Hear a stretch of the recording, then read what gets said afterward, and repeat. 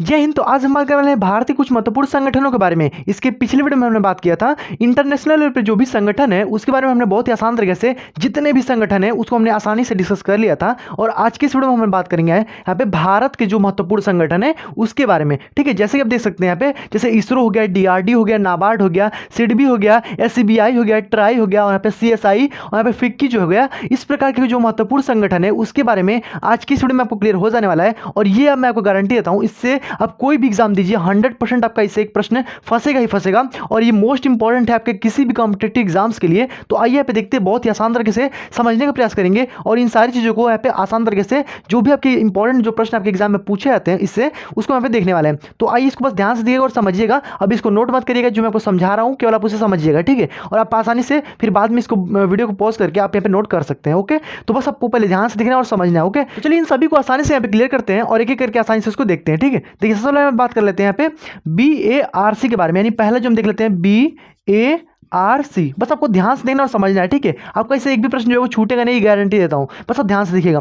BARC के बारे में सबसे पहले बात कर लेते हैं। तो ये आखिर है क्या? यह सबसे पहला परमाणु केंद्र है जो कि भाभा एटॉमिक रिसर्च सेंटर यहाँ पे खोला गया था। ठीक है, जिसकी स्थापना जो है यहाँ पे 3 जनवरी को की गई थी। ठीक है, 3 जनवरी को इसकी स्थापना की गई थी 1954 में। पहला यहाँ पे परमाणु केंद्र जो है इसको यहाँ पे स्थापना जो की गई थी कब भाई? तो यहाँ पे 3 जनवरी 1954 में इसकी स्थापना की गई थी। और यह जो होमी जहांगीर भाभा थे उन्हीं के नाम पर इस जो इस परमाणु केंद्र है इसकी स्थापना जो की गई थी। ठीक है, तो भाभा एटॉमिक रिसर्च सेंटर 3 जनवरी 1954 में इसकी स्थापना की गई थी। अब हम बात कर लेते हैं। देखिए, आपको पता होगा कि सबसे पहला जो परमाणु का परीक्षण किया गया था एक साइकिल पर बांध करके, और यहाँ पे जो कि उसका परमाणु परीक्षण यहाँ पे किया गया था।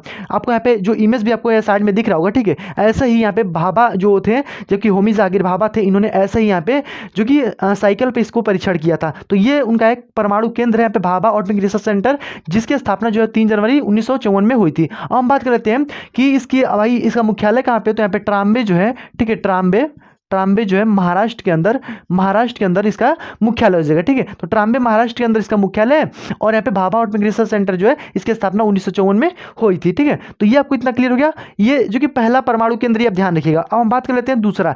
तो यहाँ पे देखिए, अभी इसरो तो है भाई, इसके बाद में आया है, तो इसको देखिए ध्यान से। इससे भाई बहुत सारे प्रश्न आपके बनने भी वाले हैं। ठीक है, इसरो के बारे में बात कर लेते हैं। ठीक है, इसरो के बारे में देखिए, तो इसरो जो है इसकी स्थापना के बारे में अगर हम बात करते हैं तो इसकी स्थापना जो है वो 15 अगस्त 1969 में इसकी स्थापना जो कि होती है। ठीक है, तो 15 अगस्त 1969 में इसकी स्थापना होती है। अगर हम बात करते हैं कि इसके संस्थापक भाई कौन है, तो इसके भाई संस्थापक कौन है, तो इसके संस्थापक जो है वो विक्रम साराभाई जो है, विक्रम साराभाई इसके संस्थापक हैं। और यही इसके प्रथम अध्यक्ष भी हैं, ये भी आप ध्यान रखिएगा। ठीक है, प्रथम हेड भी हैं। ठीक है, यानी फर्स्ट, अगर हेड की बात करते हैं, फर्स्ट हेड जो थे वो यही थे, विक्रम साराभाई इसके संस्थापक भी हैं। और ये प्रथम इसके हेड हैं विक्रम साराभाई इसरो के। ये आपको क्लियर हो गया। अगर वर्तमान में हम यहाँ पे बात कर लेते हैं, वर्तमान में इसके हेड कौन है, तो वर्तमान में अगर हम बात करते हैं वर्तमान में इसके भाई कौन है, तो S सोमनाथ जो है, S सोमनाथ इसके वर्तमान में हेड हो जाएंगे। जिनकी एक कहानी भी अभी हाल ही में यहाँ पे जब चंद्रयान 3 को लॉन्च किया गया था तो इन्होंने कहानी भी लिखी थी, शेर जिसने चांदनी पी ली। इसको ध्यान रखिएगा, इंपॉर्टेंट हो जाएगा। ठीक है, शेर जिसने चांदनी पी ली। ठीक है, तो ये ध्यान रखिएगा। तो जब चंद्रयान 3 को यहाँ पे लॉन्च किया गया था ना, तो शेर जिसने चांदनी पी ली, इनकी एक जो कि कहानी, इसको ध्यान रखिएगा, S सोमनाथ की यहाँ पे कहानी है। ठीक है, तो अब हमें बात कर लेते हैं सर्वप्रथम इसने अपना पहला उपग्रह जो है वो कब लॉन्च किया था। ठीक है, इसरो का जो अपना पहला उपग्रह था उसने भाई कब लॉन्च किया था, तो आपको याद होगा कि 1975 में। ठीक है, 1975 में जो आपका आर्यभट्ट है, आर्यभट्ट जो है वो इसको यहाँ पे लॉन्च किया गया था। ठीक है, आर्यभट्ट को 1975 में लॉन्च किया गया था। अब भाई किसके मतलब कि किसके यहाँ पे प्रक्षेपण से लॉन्च किया गया था, तो जो रूस का कॉसमॉस है। ठीक है, कॉसमॉस इससे यहाँ पे लॉन्च किया गया था, यानी रूस का जो प्रक्षेपण केंद्र है उससे यहाँ पे लॉन्च किया गया था आर्यभट्ट को 1975 में। ठीक है, तो ध्यान रखिएगा, ये इसरो का पहला वाला है। अब हम बात करते हैं अभी हाल ही में यहाँ पे चंद्रयान 3 को लॉन्च किया गया है। ठीक है, चंद्रयान थर्ड, ठीक है, थर्ड को यहाँ पे लॉन्च किया गया। इसके बारे में थोड़ा बहुत बातों को समझ लेते हैं क्योंकि इंपॉर्टेंट है ये। इसकी अगर हम बात करते हैं कि भाई इसको प्रक्षेपण भाई कब किया गया है, तो इसका प्रक्षेपण जो है वो यहाँ पे 14 जुलाई को यहाँ पे किया गया है। इसको ध्यान रखिएगा, डेट को अब ध्यान रखना है। 14 जुलाई को इसको यहाँ पे प्रक्षेपित किया गया है भाई, किससे, तो सतीश धवन प्रक्षेपण केंद्र जो कि आपका श्रीहरिकोटा आंध्र प्रदेश के अंदर है, उससे यहाँ पे इसको लॉन्च किया गया है। और भाई ये पहुंचा कब है भाई, तो पहुंचा जो है वो 23 अगस्त को यहाँ पे जो कि लॉन्च किया है भाई। कहाँ पे, तो यहाँ पे जो चांद का जो दक्षिणी ध्रुव है यानी नॉर्थ पोल है, जो साउथ पोल है, वहां पे इसको लॉन्च किया गया है। उसको हम यहाँ पे शिव शक्ति पॉइंट के नाम से जानते हैं।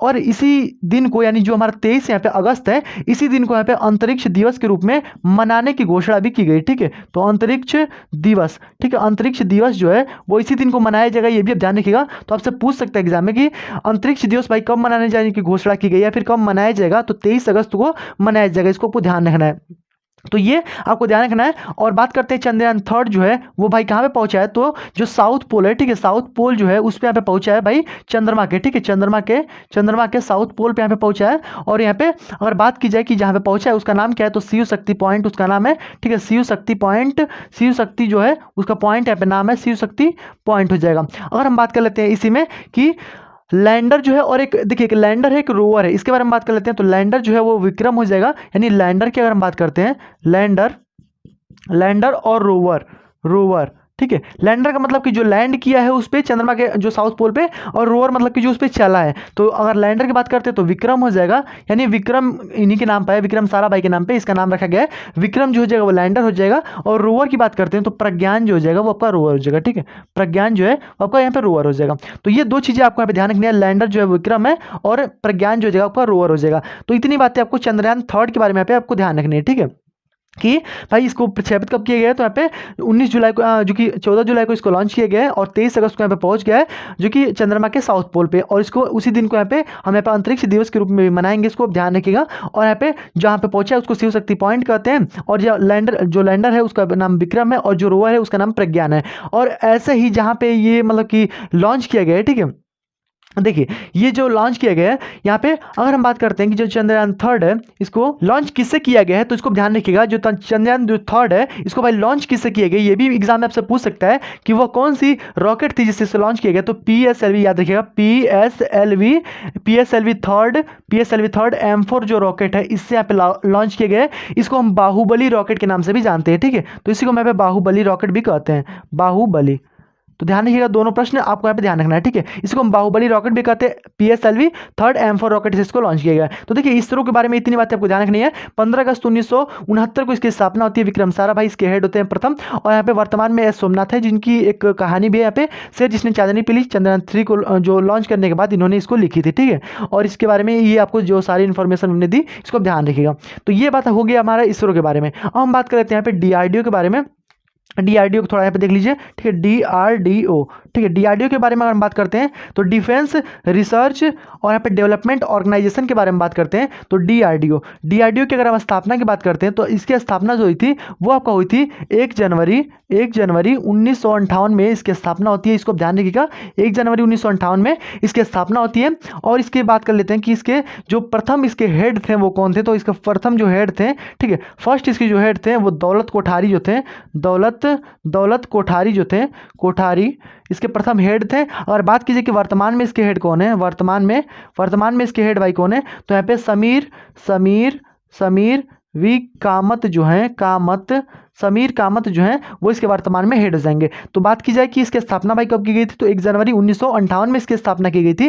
प्रथम इसके जो हेड थे वो दौलत कोठारी थे, और वर्तमान में इसके जो है वो समीर कामत जो है वो इसके वर्तमान में हेड हो जाएंगे। और DRDO को जो मुख्यालय है आपको पता ही है कि दिल्ली के अंदर है। ठीक है, तो ये आपको इतनी बातें क्लियर हो गई। अब हम बात कर लेते हैं आगे और इसको मैं पे रफ करते हैं। ठीक है, ये इतनी बातें आपको ध्यान रखनी है, ये इंपॉर्टेंट था आप लोग के एग्जाम के लिए। इससे आपको एक प्रश्न 100% आपके किसी भी एग्जाम देंगे, चंद्रयान थर्ड से आपका एक प्रश्न जो कि आने ही वाला, एकदम छाप लीजिएगा। ठीक है, आगे हम बात कर लेते हैं। आगे इसमें हम यहाँ पे देखेंगे, यहाँ पे आगे जो हमारा संगठन है नाबार्ड, और हम आगे यहाँ पे देख लेते हैं जो सिडबी उडबी है, इसके बारे में यहाँ पे डिस्कस कर लेते हैं बहुत ही ईजी तरीके से। देखिए बस आपको केवल ध्यान से देखना है और समझते चलना है। ठीक है, देखिए आगे हम बात करते हैं यहाँ पे नाबार्ड के बारे में और सिडबी। देखिए ये भी बहुत ज़्यादा इंपॉर्टेंट है, नाबार्ड और सिडबी। ठीक है, तो इस दोनों को आपको ध्यान रखना है। चलिए नाबार्ड और सिडबी के बारे में बात कर लेते हैं। तो देखिए नाबार्ड के बारे में अगर हम बात करते हैं, यहाँ पे नाबार्ड है, ठीक है, नाबार्ड, ठीक है, नाबार्ड है आपका यहाँ पे, तो ये आपका यहाँ पे चौथा वाला हो जाएगा, ठीक है।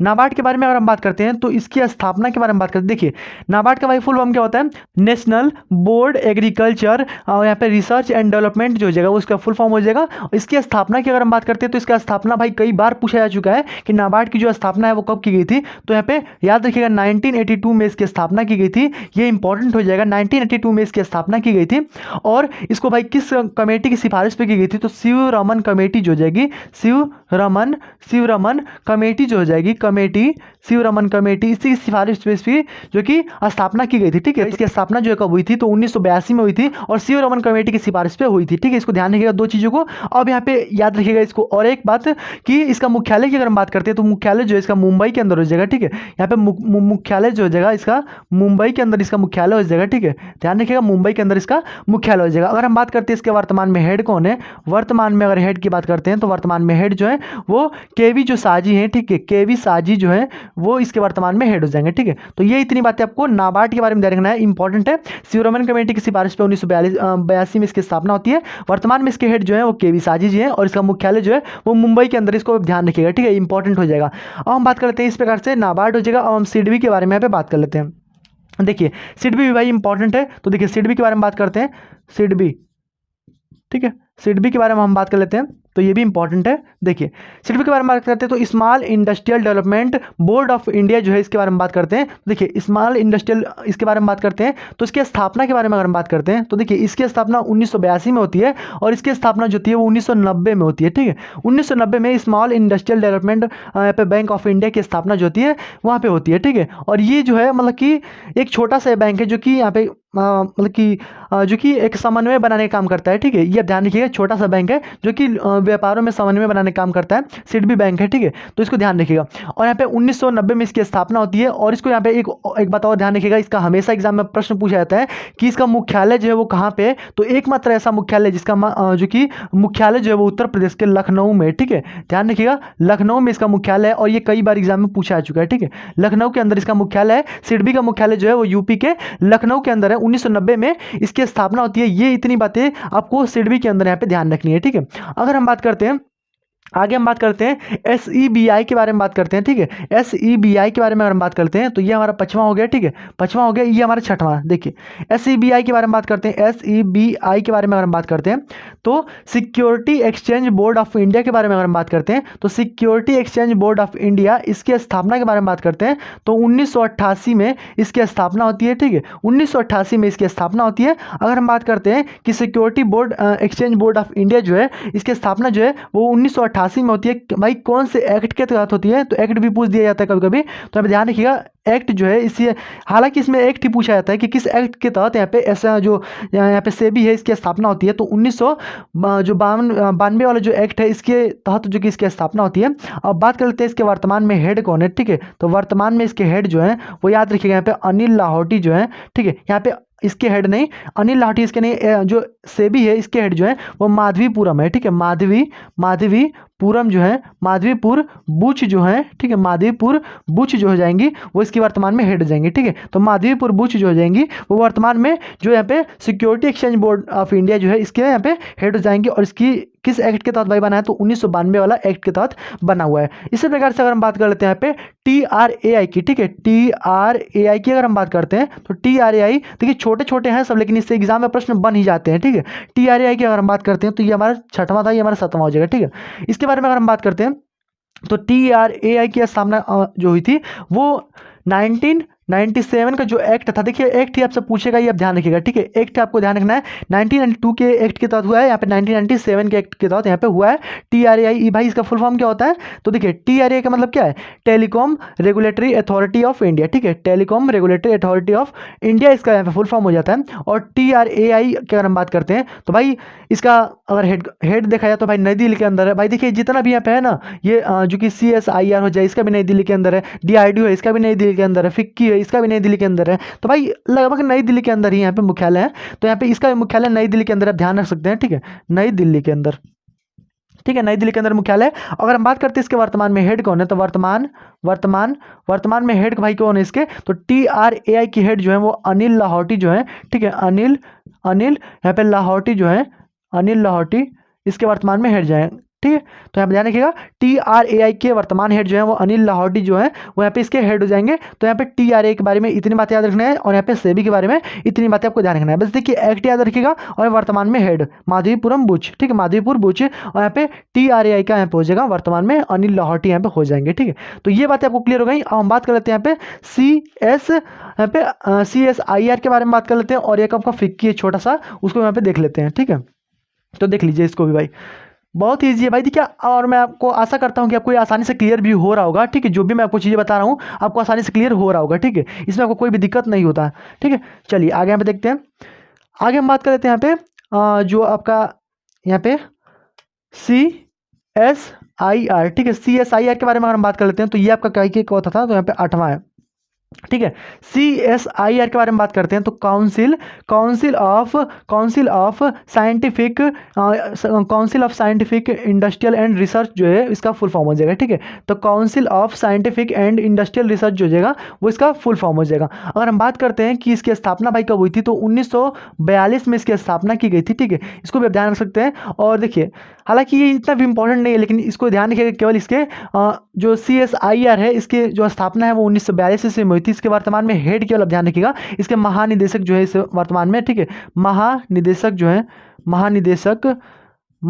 जो है इसके वर्तमान में भाई कौन है, तो इसको ध्यान रख सकते हैं यहाँ पे तो एन यहाँ पे महानिदेशक जो है वो एन यहाँ पे कलाई सेल्वी जो हो जाएंगी इसके, जो कि वर्तमान में हेड हो जाएंगे। ठीक है, कलाई सेल्वी जो हो जाएंगी, सेल्वी इसके वर्तमान में हेड हो जाएंगी। ठीक है, तो आप ध्यान रख सकते हैं यहाँ पे महानिदेशक जो है वो यहाँ पे कौन है भाई, तो यहाँ पे जो यहाँ पे आपका CSIR जो है इसका मतलब कि स्थापना जो है 1942 ईस्वी में होती है और इसके महानिदेशक भाई वर्तमान में कौन है, तो एन कलाई जो सेल्वी हो जाएंगी इसके वर्तमान में हेड हो जाएंगी। इसको आप ध्यान रख सकते हैं, यानी जो एन का मतलब यहाँ पे जो कि नल्ला माधवी आप कर लीजिए। ठीक है, नल्ला धम्बी, ठीक है, नल्ला धम्बी कलाई सेल्वी जो इसका फुल फॉर्म हो जाएगा। ठीक है, इसको आप ध्यान रख सकते हैं। तो यहाँ पे बस ऐसे याद रखिए एन कलाई सेल्वी जो हो जाएंगी इसके वर्तमान में हेड हो जाएंगे। तो ये हो गया CSIR के बारे में, छोटा सा था, इसको ध्यान रख सकिए। ठीक है, फिक्की के बारे में बात करते हैं, ये भी भाई छोटा सा, इसको भी हम देख लेते हैं आसानी से। देखिए फिक्की के बारे में अगर हम बात करते हैं तो FICCI, ठीक है, इसको ध्यान रखिएगा, फुल फॉर्म इसका पूछ देता है, इसका आपको यहाँ पे फुल फॉर्म याद रखना है। ठीक है, फुल फॉर्म एग्जाम में इसका पूछता है। ठीक है, तो ध्यान रखिएगा इसका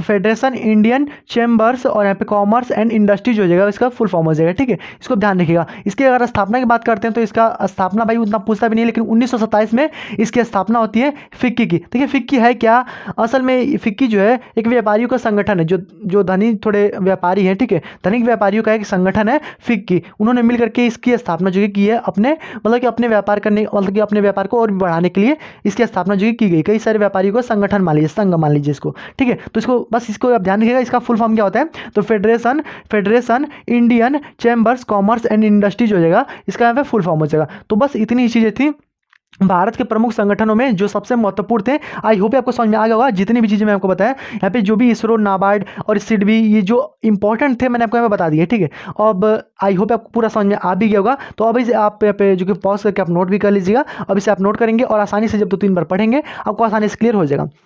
तो बस आई होप आपको समझ आएगा। बस आज की इस वीडियो में इतना रहने देते हैं, मिलते हैं नेक्स्ट वीडियो में, तब तक गुड जैन, वंदे मातरम।